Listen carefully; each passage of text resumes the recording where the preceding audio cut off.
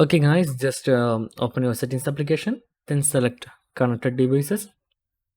Okay, then select camera share. Then you can see here there is an option for camera share, and you can use your camera, your Galaxy phone camera as your Galaxy book or any Samsung laptops, any Samsung pads camera.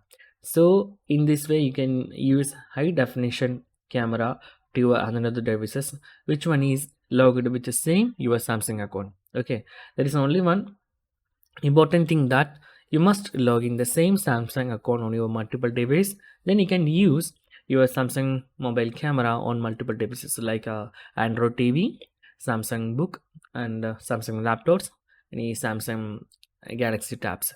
So that's guys very simple tutorial. If you need any kind of Android or iPhone tutorial, just comment below. I will post my replies as video so you can easily watch and understand it.